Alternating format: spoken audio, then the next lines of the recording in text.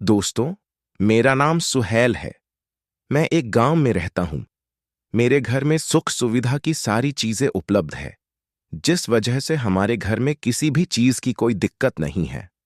और मैं पढ़ाई तो घर वालों की मर्जी से ही कर रहा था, क्योंकि बाद में तो मुझे अपने पापा का बिजनेस ही संभालना था। ये कहानी उन दिनों की है जब मैं अपना ग्रेजुएशन पूरा कर रहा था। मेरे पापा एक व्यापारी हैं। उनके अच्छे व्यापार के चलते हमें कभी भी पैसों की कमी नहीं हुई। और वो कहते हैं ना कि बने बाप का बिगहा लड़का, तो लगभग मुझे वहीं समझ लीजिए। मैं हमेशा से ही अपने पापा के पैसों से खूब घूमता था और पार्टी करता था, और घर में इकलौता होने की वजह से पापा भी मुझे कुछ नहीं बोलते थे। एक बार की बात है, मेरे पड़ोस में एक चाची रहती थीं। उनकी उम्र करीब 35 साल की रही होगी।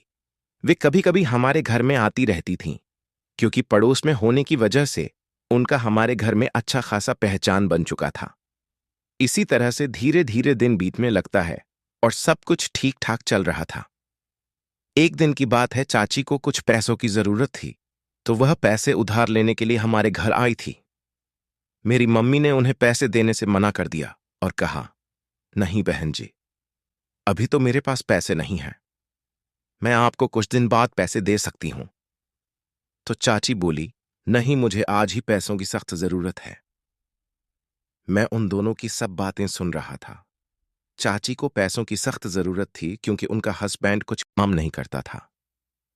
मैंने चाची की बात सुनकर सोचा कि क्यों ना मैं ही इन्हें पैसे दे दूं, क्योंकि इससे बेचारी की मदद हो जाएगी। यही सब सोचकर मैंने चाची के बाहर निकलते ही उन्हें बुलाया और कहा, आप मुझसे पैसे ले लो, जब आपके पास हो जाए तब वापस दे देना। पर यह बात मेरे घर वालों को पता नहीं चलनी चाहिए। अब चाची तो पैसे के लिए परेशान थी ही। उन्होंने झट से हां बोल दी और कहने लगी, ठीक है, मैं किसी को नहीं बताऊंगी, लेकिन तुम मुझे पैसे दे दो, क्योंकि आज मुझे पैसों की बहुत ज्यादा जरूरत है। मैंने उनको पैसे दे दिए। चाची ने मेरी तरफ उस होकर देखा और बोली, मालिक तुम्हें खूब तरक्की दे। वह ये कहकर वहां से चली गई। फिर धीरे धीरे दिन गुजरने लगता है। उन्होंने पैसे लेने के बाद मेरे घर आना ही बंद कर दिया। कुछ तो मेरी मम्मी ने भी उनसे बात करना कम कर दी थी कि कहीं ये फिर से पैसे मांगने की बात न करने लगे। दूसरी तरफ चाची को मेरे पैसे वापस करने थे, तो वे अब मुझे भी नहीं देखना चाहती थीं कि कहीं मैं उनसे पैसे वापस मांगने की बात न करने लगूं। इस तरह से काफी दिन हो गए, उन्होंने पैसे वापस ही नहीं किए। मैंने भी उनसे पैसे नहीं मांगे। फिर एक दिन पापा और मम्मी को कोई काम आ गया और वे दोनों मेरे ननिहाल चले गए। वे दोनों 2 दिन के लिए गए थे। उस दिन मैं उनके साथ नहीं गया था, क्योंकि मेरा कहीं भी जाने का मन नहीं कर रहा था। जैसे ही मेरे मम्मी पापा गए, मैं चाची के घर के बाहर ही जाकर बैठ गया और उनके बाहर आने का इंतजार करने लगा। मुझे वहां दुकान पर बैठे हुए आधे घंटे के करीब हो गया, लेकिन चाची अभी भी मुझे नहीं दिखी थी। तो फिर कुछ देर बाद मैं उनके घर में चला गया।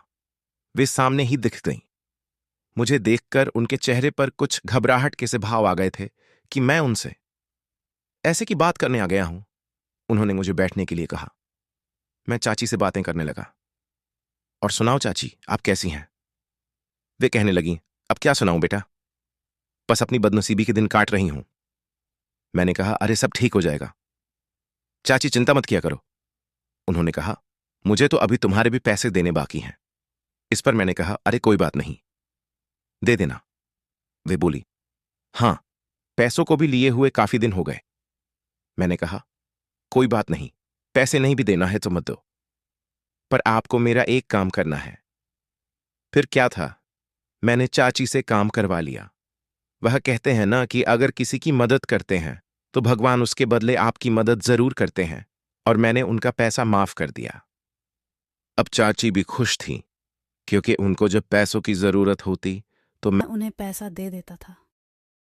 इस तरह से सब अच्छा चलने लगा था।